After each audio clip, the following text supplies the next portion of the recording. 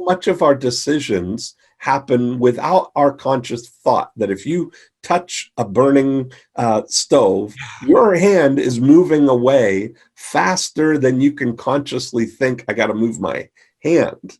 And when you're saying that you've established that feeling associated with Bulletproof, that when now I know that that's what I want, and when I see that one of my choices is I can get a Bulletproof coffee, that resonates with what I'm doing. So my reflex is, yes, that's the brand for me. To frame the day, we had our second virtual I Love Marketing meetup group.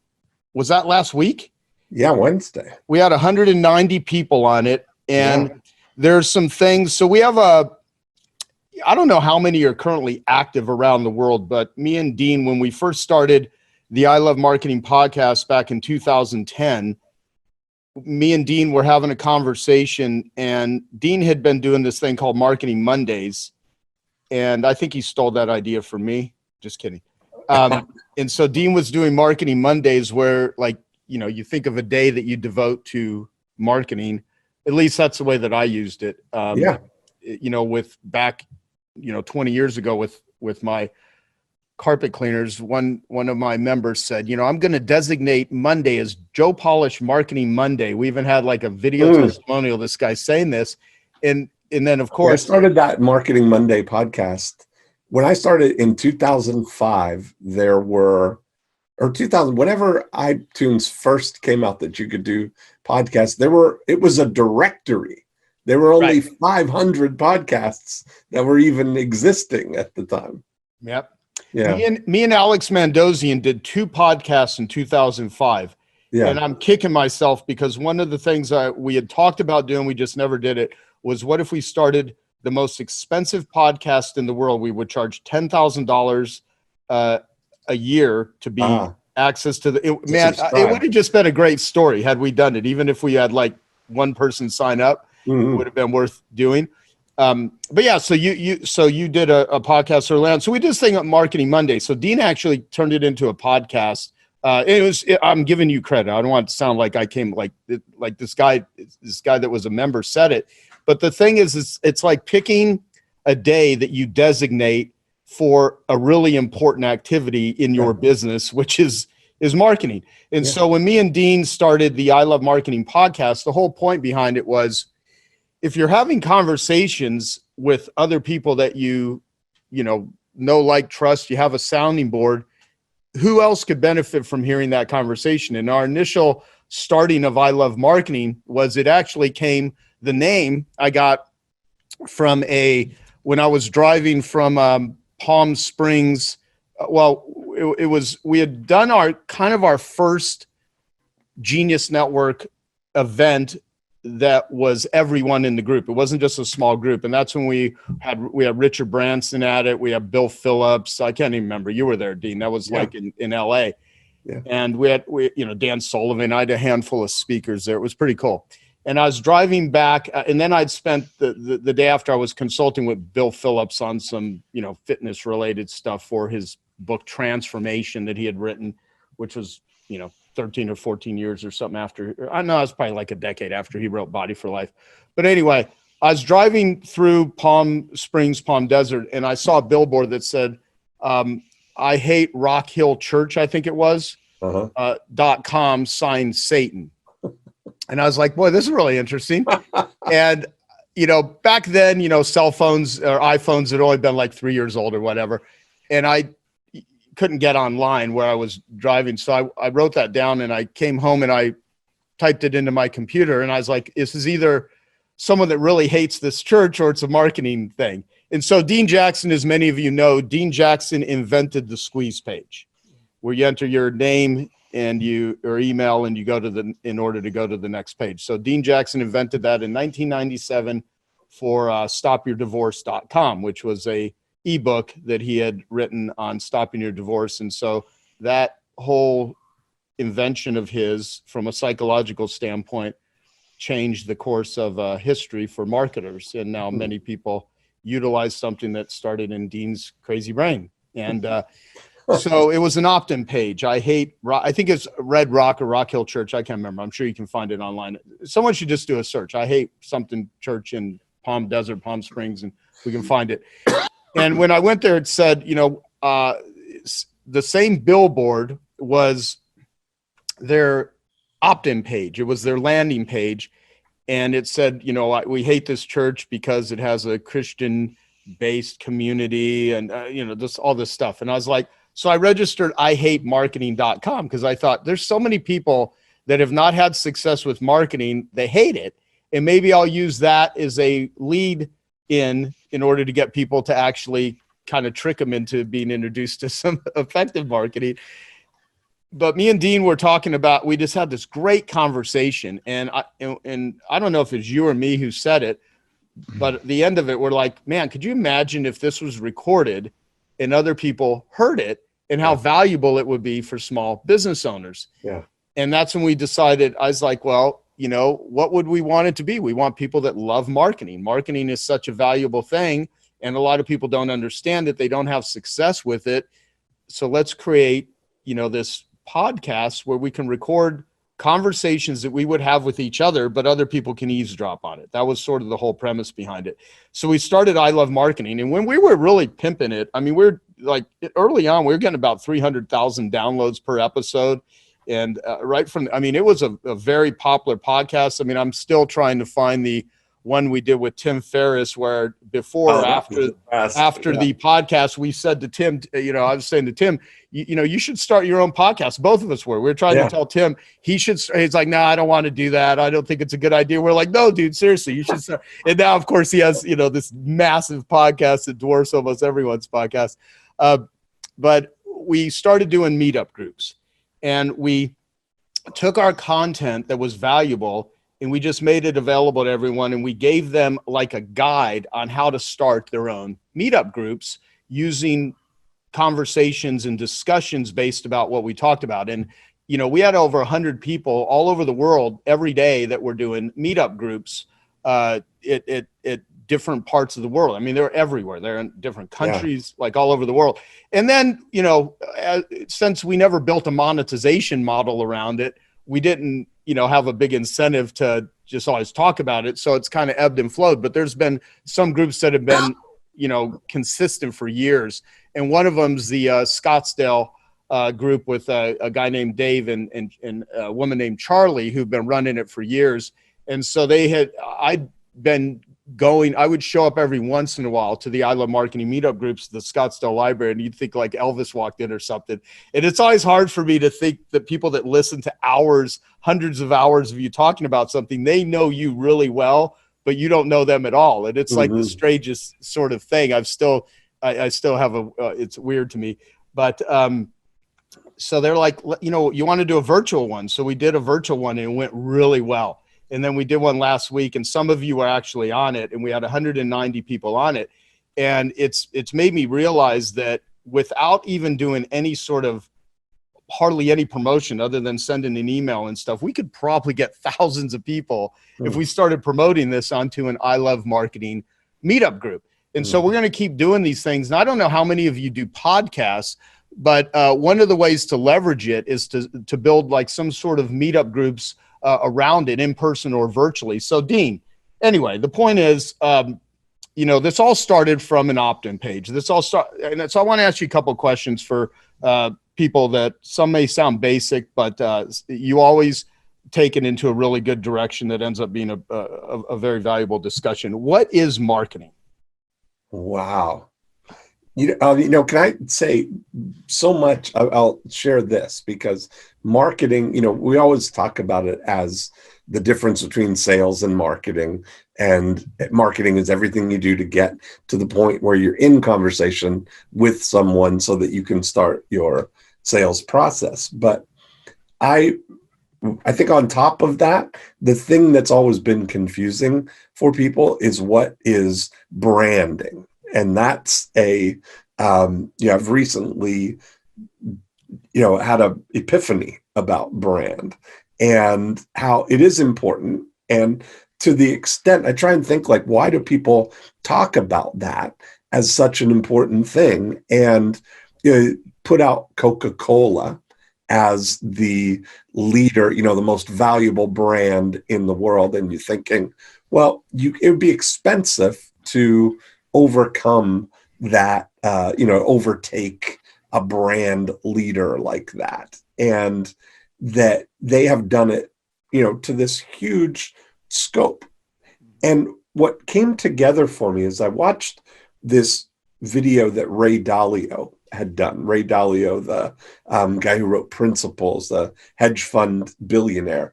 And he talked about the markets, explaining what the markets are. And what the markets are, the market for anything, the auto market or the beverage market or the real estate market, whatever they talk about, is this aggregate of individual microtransactions between one person and another person. And the number of those that are happening when you put them all together, get the scope of the market. And I thought it's the same thing for brand, right? The reason that Coca-Cola has such an amazing brand is that they've done an incredible job of establishing that brand in the hearts and minds of billions of individual people.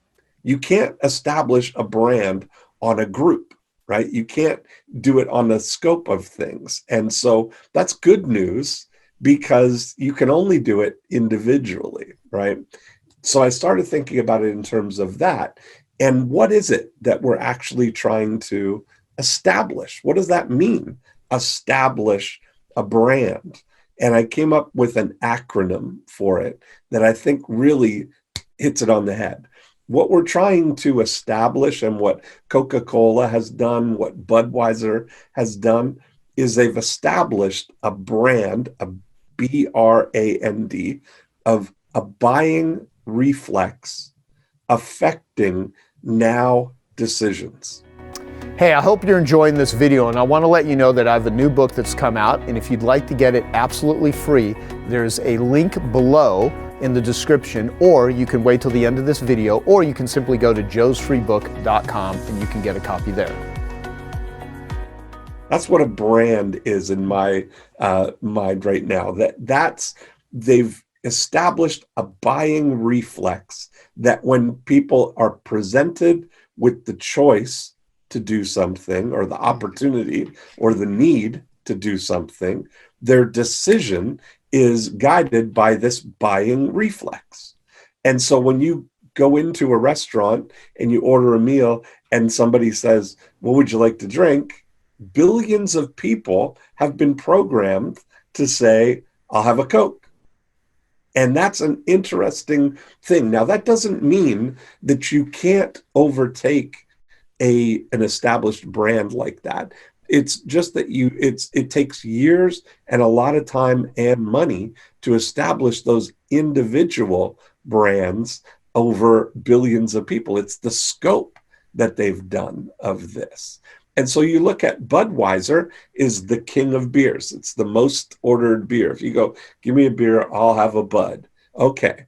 But if you go into Puxatawny, Pennsylvania, I'm sure, I don't know where this is true or not, but I imagine that there's a microbrewery there that may make a Puxatawny Pale Ale. That if you live in Puxatawny and you go there, that your buying reflex might be for a Puxatawny Pale. And that's only because you've been exposed to it and you've been, that brand has been established. So it really comes down to, harmonizes with our 8 profit activators in the terms of selecting a single target market, because you're going to have to establish that brand in the hearts and minds of one person at a time. You can't install a brand in a group of people without individually establishing that brand among them. So that felt like a breakthrough to me. And so maybe I've articulated in a way that makes you kind of think, is how can we establish that buying reflex in all of our clients and all of our prospects, the people that when faced with a buying decision, that we become the buying reflex. Okay, say it one more time. So I'm going to type it in here. Brand equals what? Buying reflex affecting now decisions. Now, what do you think it would be for Dave Asprey? When you think of Bulletproof, is it butter or uncontrollable pooping? What do you think it would be? Whenever I'm in the market for uncontrollable pooping, yeah. It could be both, Joe. It could be both. It could be both. Dave, what do you think of this when you think of Bulletproof? Because you've established a pretty big brand. I mean, you've got it now. So, you know, the idea of Bulletproof is that like Superman is bulletproof, and most people think of that unless they're like in Texas, where it's actually bulletproof. So, what the reflex that I want people to do, not necessarily is to buy, but to feel like a burst of energy right here.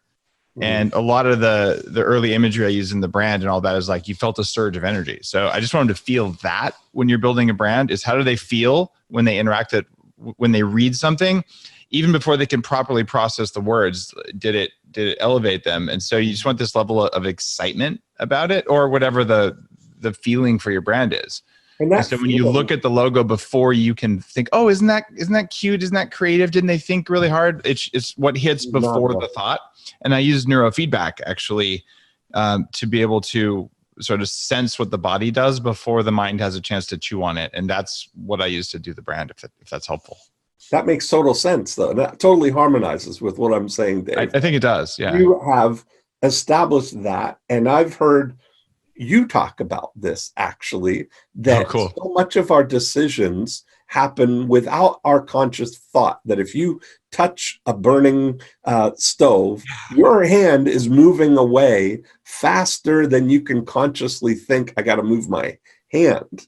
And when you're saying that you've established that feeling associated with Bulletproof, that when now I know that that's what I want, and when I see that one of my choices is I can get a Bulletproof coffee, that resonates with what I'm doing. So my reflex is, yes, that's the brand for me. Yeah, like you have to imagine that same magic system that touches the hot stove.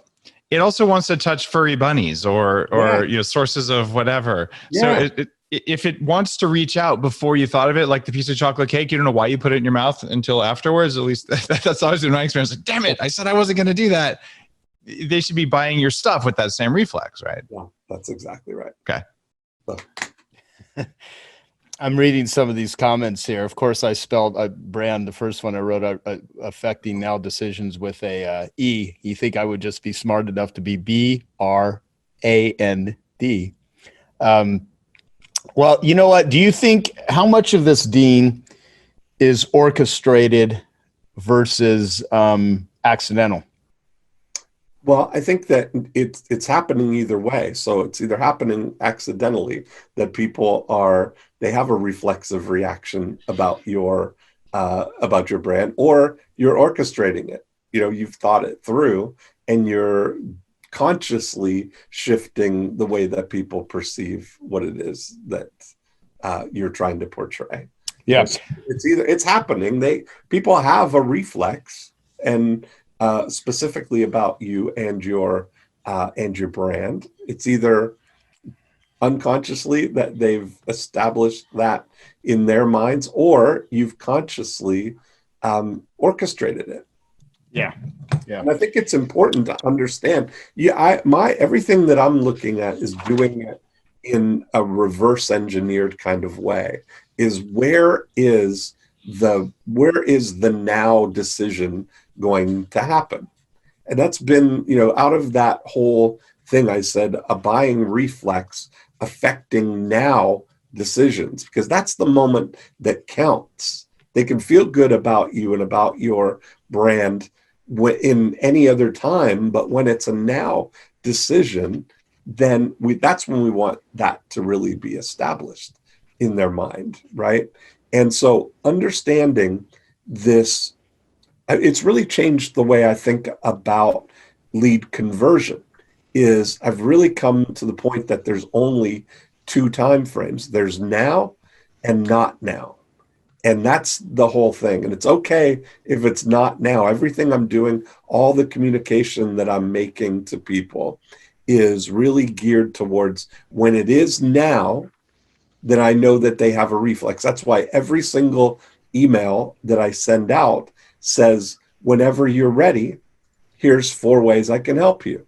So it's not that I'm going content sales or content, and then every 4th or 5th email, you're selling something. Is I'm giving. And at some point, whenever it's now, here you are. Here's 4 ways I can help you. And it's always there so that people know they don't have to go back and look for that offer that I made. They go just search Dean Jackson, and in your inbox, any of the emails are instantly a link up to whenever you need help with email, whenever you want to come to a breakthrough boot camp, whenever you want to write a book, you know, any of that stuff. That's what everything that we're doing is to establish that reflex for people.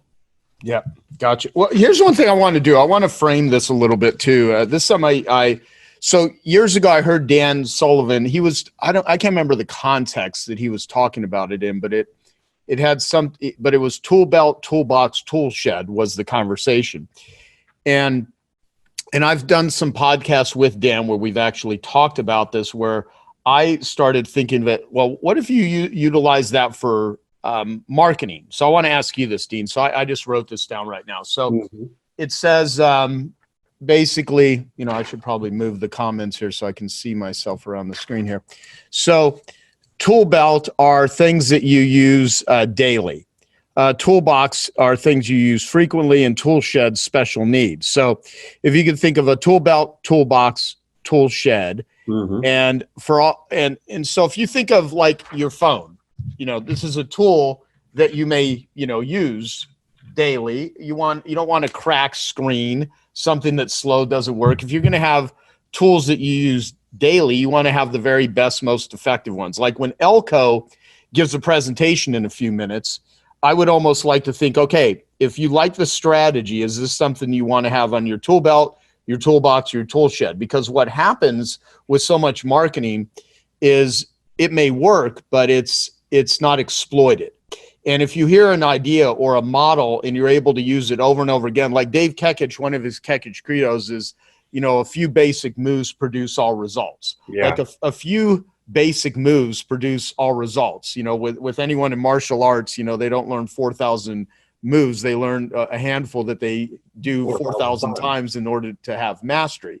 So in terms of your tool belt, toolbox, tool shed, one of the ways I would explain it to my carpet cleaners, because that's how long ago I started doing it when there was no internet, I'd be like, well, you want to have a free recorded message on your tool belt. You want to use it every single day. You're going to have it on business cards. You're going to have it, you know, on the side of your van. You're going to use a consumer awareness guide almost daily. You're going to have a lead generation ad almost daily. Then a use frequently, like a tool. So your tool belt would have like the free recorded message. Toolbox would be like a monthly client newsletter. You're going to mail that out every single month. In a joint venture, you're going to use, you know, frequently. And then like a client appreciation dinner, or like a holiday or Christmas campaign, it is example. Like one of the things that I put into my calendar for starting in September, that early on, is use Santa in marketing. Because I used to do a lot of stuff with Dan Kennedy with Santa campaigns. Even if you're, you know, even if you think Santa, if you don't even celebrate Christmas, the bottom line is that using Santa in marketing is actually, but you're not going to use it every month. You're going to use it right, you know, November and December. But I'm putting it in early enough because when it comes up to December this year, I'm going to develop, you know, special need marketing campaigns built around Santa. I will probably send, you know, like physical, you know, ribbons as an example, and packages. They're super light, they're lumpy mail, and I will start incorporating that in some things that I mail to people, and you'll see. Dean, I wanted to ask you, what are fundamentals, essential things that would make the biggest difference for everyone here if they would think to using them on a regular basis, like 9-word emails you're using like that's daily, something, right? exactly. So give a couple of things that if everyone had these working, and again, I want to give this framework because I want you to start taking the different ideas that you hear from people speaking and say, I'm going to put that on my tool belt. I'm going to put this in my toolbox. I'm going to put this in my tool shed. So you have it available to you when you need it. So I wanted you to, that's what I look for is what can you use as annuities? What are the things that you can set up a cadence to do? For example, we were working with a home services company in London, in UK.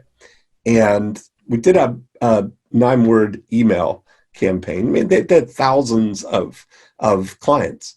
So we set up a team of baristas, email baristas, to individually email out to people in the fall and say, hey, Joe, have you had your boiler serviced yet this fall? That was it. Just a 9-word email, boiler in the subject line. That's what they call their furnace or whatever. So sent that out, and they would book boiler servicings as fast as they could send out the emails. So that is an annuity now. I just did an event with Mike Aguilera. We did a Breakthrough Blueprint with his group that are all home services. And on day one, we talked about this idea of annuities. And this was, in April, end of April. And so I suggested send out an email and say, hey, Joe, have you had your air conditioner serviced yet this spring?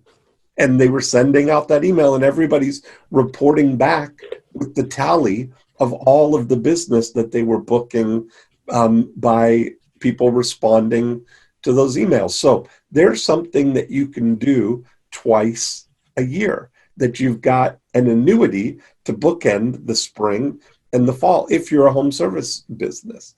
We do, for 90-minute books, we send out at the beginning, and this is what's crazy, is that the first of every month, we send out a 9-word email to the list and say, hey, Joe, would you like to get started on your book this month?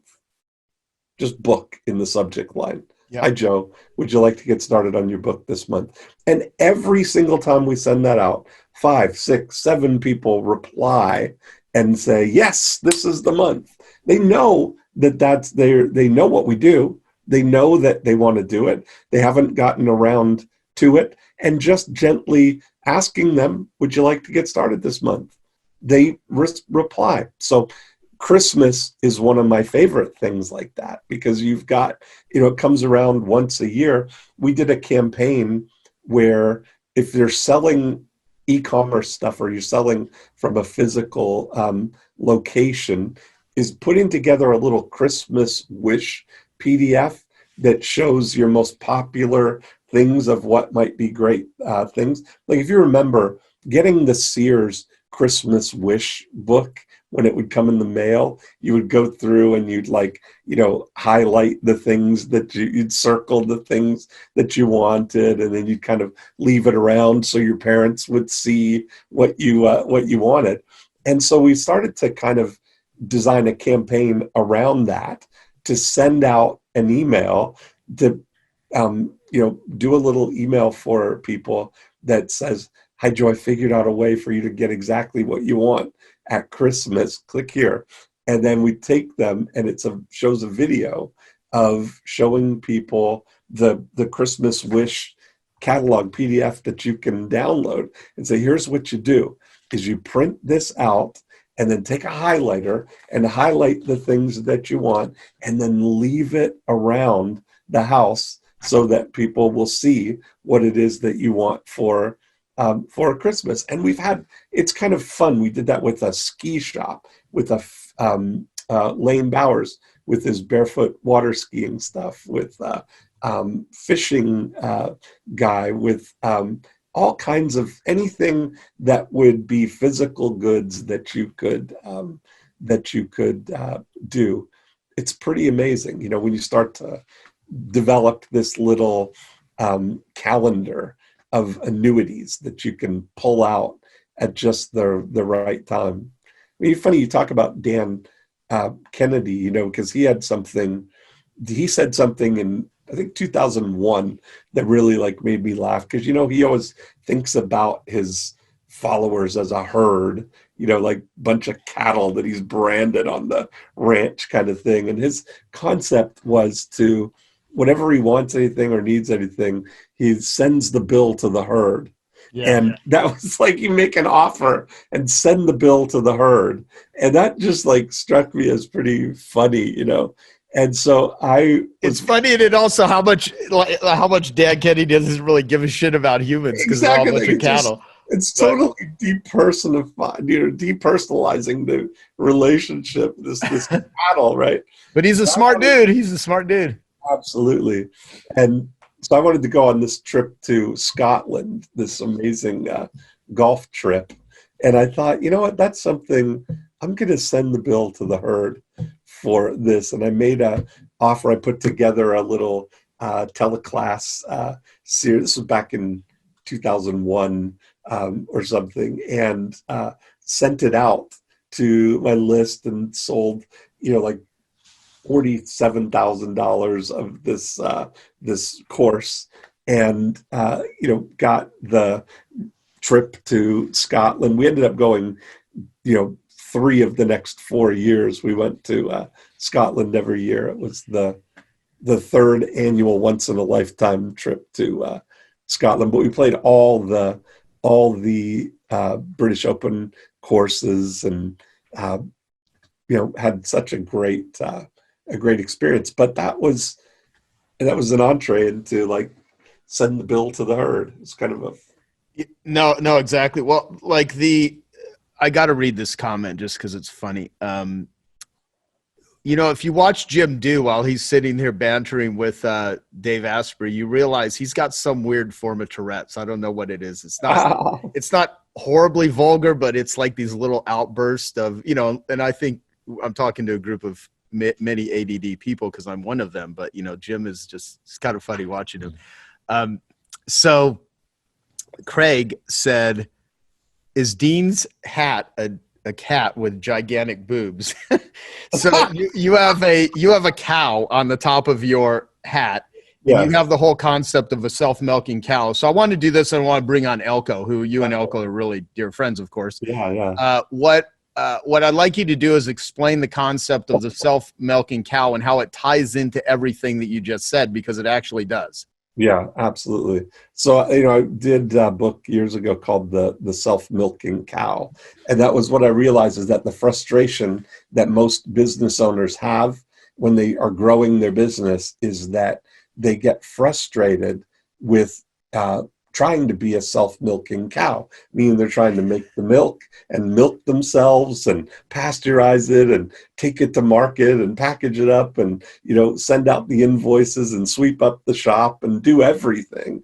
And at some point, when they realize that they're a cow and they're the only one in the organization that can make the milk, then to realize that the very best thing to do is to focus on just making the milk and organizing, aligning with farmers who can do everything that's not milk making.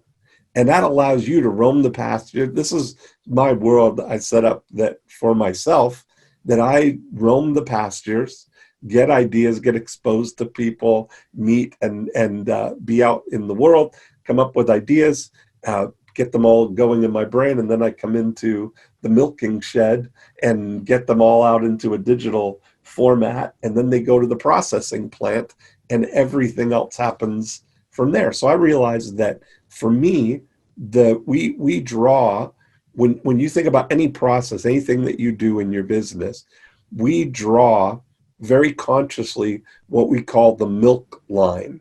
And I look at it that of all the things that I do, am I doing something that there's anybody else in the world that could do? If there's anybody else that could do it, then it's not my milk. It's not me making milk. The thing that I do with all of these podcasts is the only thing essential that I do is talk. So that's why we set it up so that all I do is dial in, I talk, and I hang up, and then everything else happens by other people, and including sending out the 3 emails a week that we send out. I don't write those. I spoke them on the podcast, but I have a writer that takes the transcript, turns those into 3 emails a week that go out with the super signature. And I don't respond to those because I wrote the initial responses to people. So we have email baristas who respond to all of the emails. I do my Breakthrough Blueprint events because I'm the one who does them. That's what is the expectation. But everything else about filling them and organizing the logistics for people to be there can be done by other people. So this is a constant reminder to continually drive everything that's not milk making a way to free up my time. And that's where we ask, who, that's where who, not how came from, is asking that question, is who else could do this, not how do I do this, because how is a linear, you got to do it question. And who is a multiplier, who is the speed pass. You can get somebody who knows how to do it. They're going to bring the how with them, and they do it. So now you're free to do more, think about more what's, right? What and who are the 2 big entrepreneurial questions that every cow should be spending their days filling out with, all. Yeah, let me the umbrella of your why. It's all underneath. Why are we doing it in the first place? If you know why you're doing what it is, then it comes down to, well, what are we going to do? Right. And who can do this? And that's really it. Once you're clear on your why.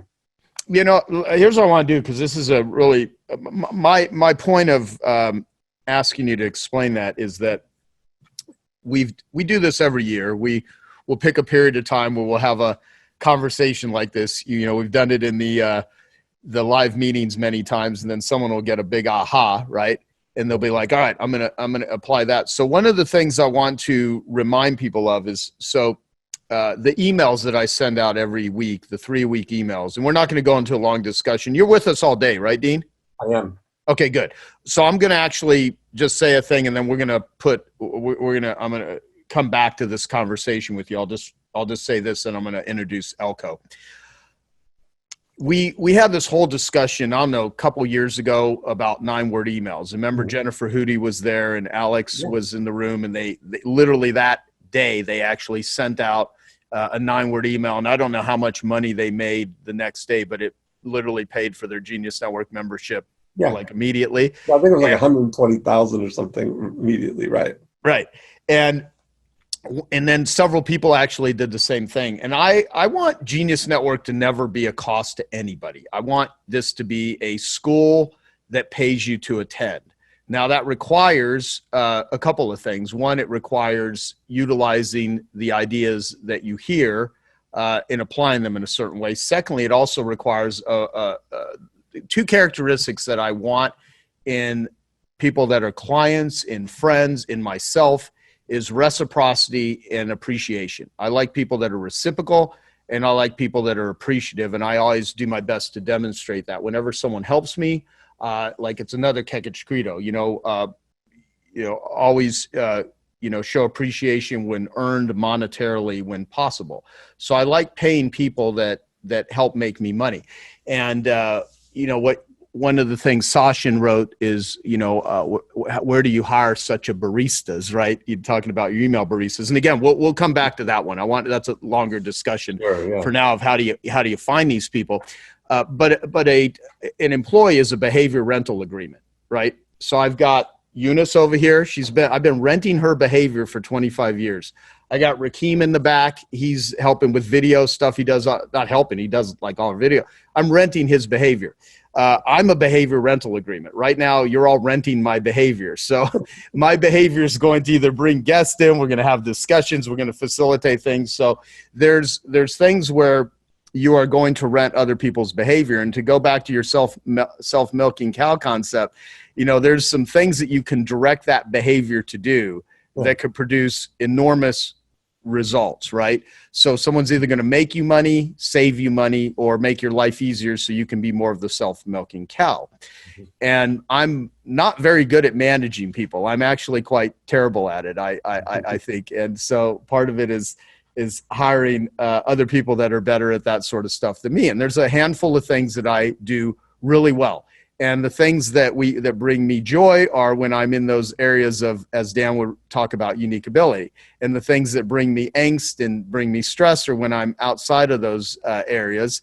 And so with this conversation, Dean, I'd like people to leave today with a couple of ideas, like doing the 9-word email or seeing some models.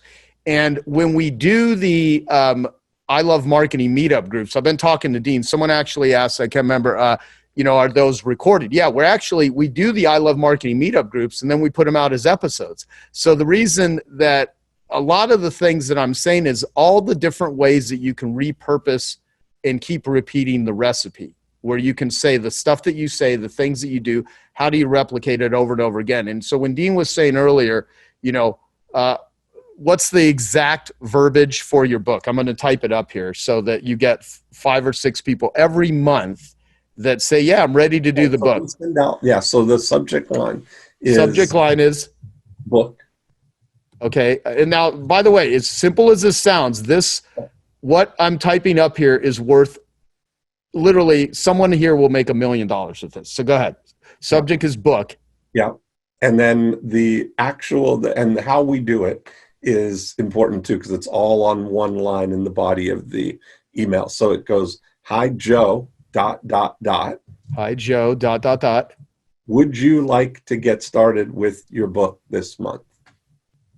Would you like to get started with your book this month? So he's going to a same list. You know, some of them are interested, some are going to read it, some are not going to read it, but every single month, Dean consistently has people saying, yep, now's the time that I'm ready. Even if they've seen it before, heard it before, didn't open up the email, and you have this thing called 90minutebook.com, and people can just pay $1,800. They get a book, and that's the seed that starts the whole process. And then you have email. So Luba's been sending that out to everybody on her beauty list here in Winter Haven. Eyebrows. Hi, Joe, would you like to get your eyebrows done this month? Yes. So my massage therapist, I had her send out one at the beginning of a week. Hi, Joe, would you like to get a massage this week? It's ridiculous to just ask people, would you like to, whatever it is, because when I realized that the only 2 time frames that matter are now and not now, you got to realize that if you've had a list that has been in existence for 90 days or 6 months or a year, all of that gestating, at every day, somebody's reaching the point where it's now. And if you just send them out the thing that that they've had the opportunity for it to be now, even though it took them 90 days, 9 months, 9 years to get to that point, today's the day. Now is now. And so you're sending that out, and it's amazing. Yeah, love it, love it. So here's the thing. Me and Dean have recorded like literally episodes going through all kinds of iterations of this. The question is, should it be a 1-word subject line? Sometimes, other times it's their name. Word, but charged, neutral, and overtly specific is the thing. Not trying to, the difference is using it not like a headline, but more like a label maker. You know, I always say your mom has 100% open rate on her emails. And if you look at the emails from your mom and your friends, the subject lines are all, overtly clear, almost like they have a label maker and they're typing out the label that you would put on the email if you were going to file it away to find it later. So book. What's this about? Book. What's this about? Eyebrows. Whatever it is. Charged neutral is the thing. Okay, I hope you found that video awesome and useful. So if you want to get a free copy of my book, I want you to click here. And if you want to watch some more videos that'll be useful and awesome, click here. Go ahead. You're over here. Do it now. Come on. Thank you. Watch them.